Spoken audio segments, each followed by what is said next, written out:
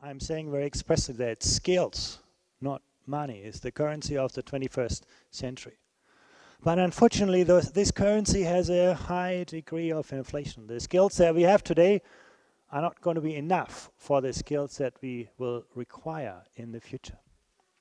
Just to give you sort of a brief indication, we have just done, you may be familiar with PISA, we have just done a kind of PISA for adults. We actually tested the skills that people have, not the qualifications that they got, that's another question, but the skills they actually have. But at the very same time, you also see that education is not a guarantee. More education doesn't automatically translate into better jobs and better lives. That's the hard lesson many young people learn, particularly during the period of the financial crisis. You can see that in data where we actually surveyed employers, in terms of do they find the people with the skills they need? And actually what you can see, the Czech Republic is actually in a quite favorable position on this, but you can see in many countries, there are on the one hand unemployed university graduates on the street struggling to find a job.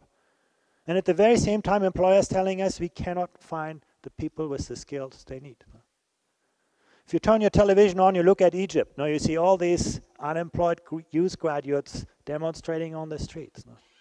But last year, Egypt had 600,000 vacancies for highly skilled labor they couldn't fill. This is what's going on, and this is why we have to be much better at figuring out what are the kind of skills that drive economic and social outcomes.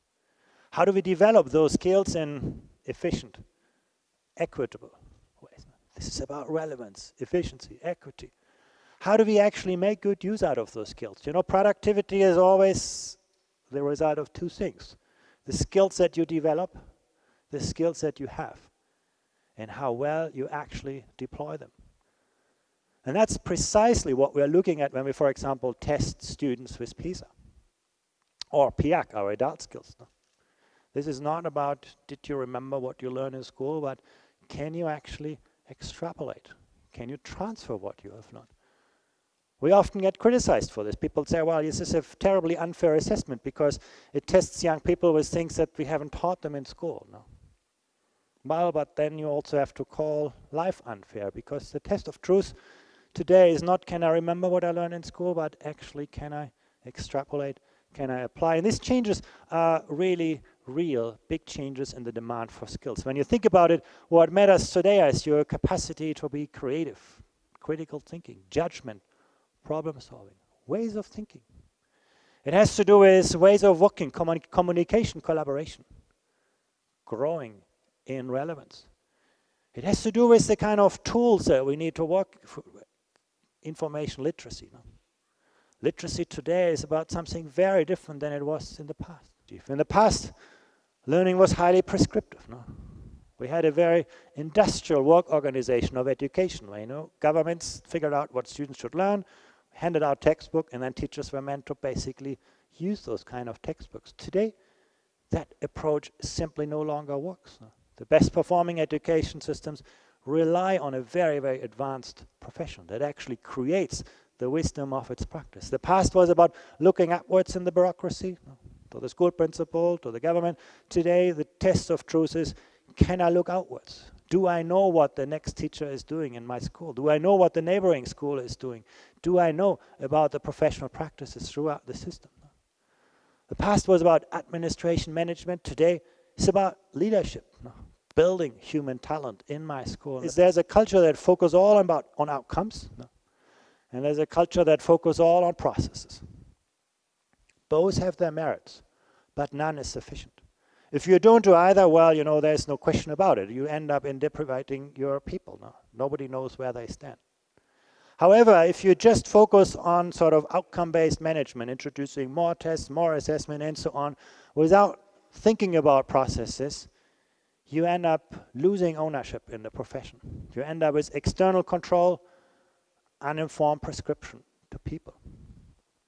If you go to the other extreme, you go to just looking at the processes, believing people inspection, evaluating at the qualitative level without looking at the outcomes.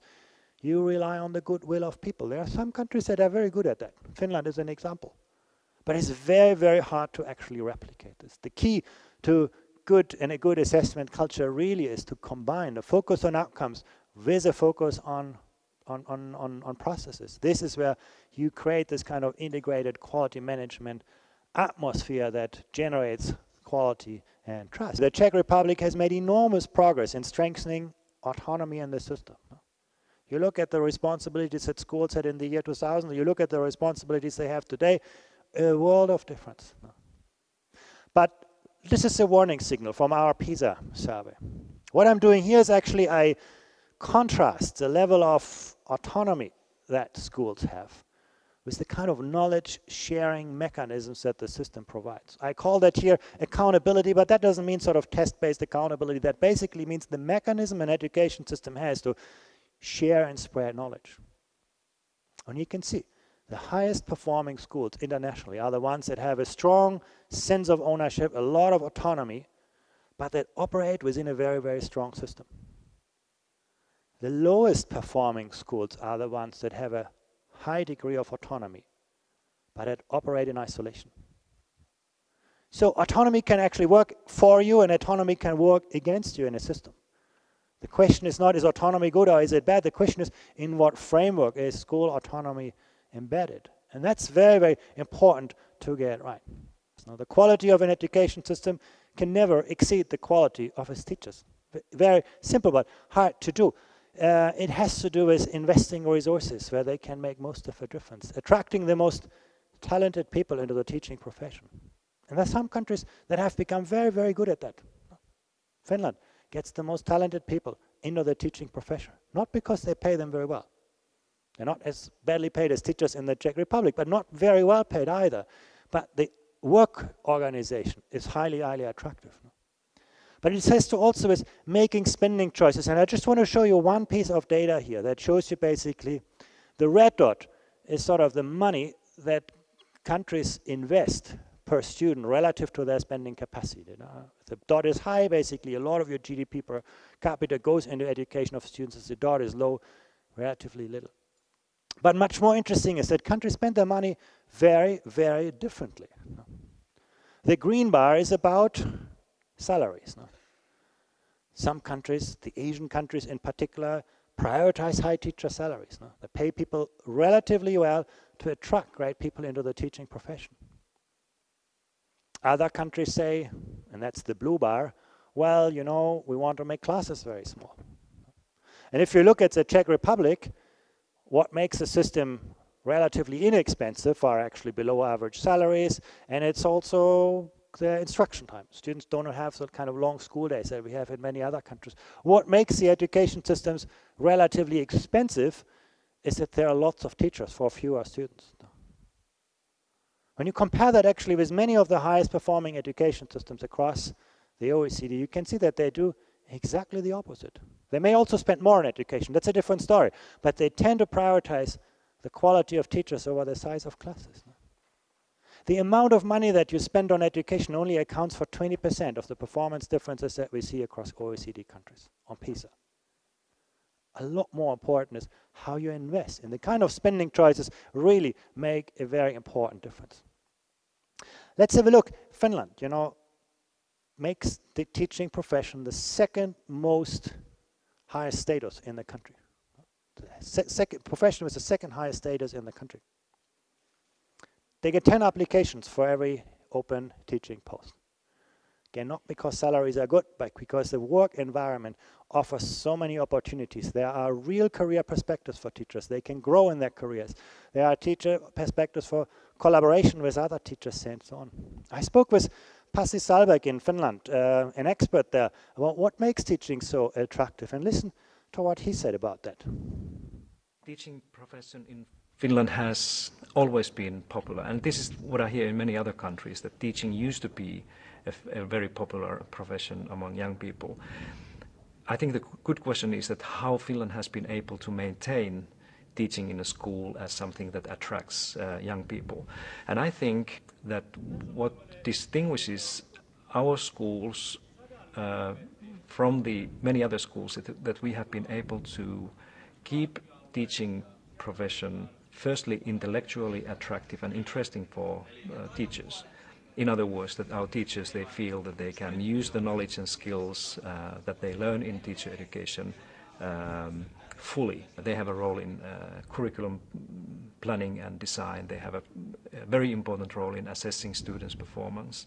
The last point I really want to make is about getting the best resources into the toughest groups. There's a lot of talent in every education system.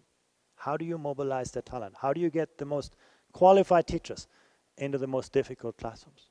How do you get the best principals into the toughest schools? It's a challenge which many education systems face. It's a challenge very, very relevant to the Czech Republic. According to our data, you can see the large between-school variability in the case of your country. How do you actually do that? Some countries have tried to do that with money, paying teachers more for getting into tougher schools. You actually, if you want to do this, you have to pay a lot more money to make a bit of a difference. It's very, very hard to do with money. What we have actually found in our comparisons that career incentives are the most promising route to get there. If you structure teacher careers around taking on challenges, that's the most promising route to success. One country that has had sort of a huge impact with is actually China in the region of Shanghai. If you're a vice principal in Shanghai in a high-performing school, one of those elite schools, and you go to your government and said, I really want to become a principal, they say, well, we can promote you. But first, please show us that you can actually turn around one of the lowest performing schools. So you spend 1-2 years in one of the toughest areas. You're not alone there. You can actually take some of your colleagues with you. You build a new learning environment. You show that you can actually improve it. And you become a principal. Very, very good at incentivizing people to take on tough challenges. All students can succeed, even in subjects like mathematics, where we believe they are subject to talent. We actually did something very interesting. We asked students, what do you believe makes you successful in a field like mathematics? And you have many students in the Czech Republic who tell you, it's clear, it's all about talent. If I'm not born as a genius in mathematics, I better study something else. If you ask that very same question to a Japanese or a Chinese students, 9 out of 10 tell you, it depends on me. If I invest the effort, if I try hard, my teachers are going to help me and I'm going to be successful. What does it tell you about an education system? On the one hand, education is about sorting people. Those who are actually right to be sorted, they're going to succeed, the rest not. In the other case, everyone is going to succeed. There's no excuse for failure on nobody's part. And that's what the future is about, helping all students to learn at very, very high levels. The second part, I've talked enough about it, I don't need to stress it more, is to move from routine cognitive skills that we believe are making people fit for a lifetime towards learning to learn, to enable complex ways of thinking, to enable complex ways of working, 21st century competences. The challenge is that requires a very, very different caliber of teachers. If we had met here 100 years ago, we would have asked ourselves, how many people actually do we need to finish school? No? Half of them, 60%, maybe 70%.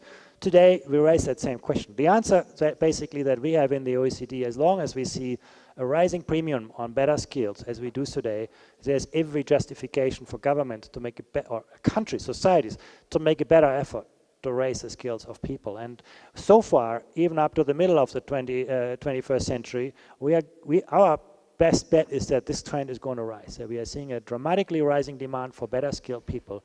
Better skills, getting more people skilled up, different types of skills. Many of the kind of policy levers that we have to deal with inequalities are no longer going to work. For example, if you look at the question of inequalities, we see that there are growing income inequalities. How do we deal with them today with taxes? We raise taxes from some, we give the money to others, but we're not going to solve the problem that you could see here, that those inequalities are largely driven by what people are able to do. So up to the middle of the 21st century, we're pretty confident that this is a long-term trend that we are seeing without no obvious end in sight. Technology is going to gain ever more in importance, which means, again, you need more advanced skills of people over the time. The fact is that the 21st century no longer pays you for what you know. It pays you for what you can do with what you know. And that is the kind of skills that actually are going to be very, very different.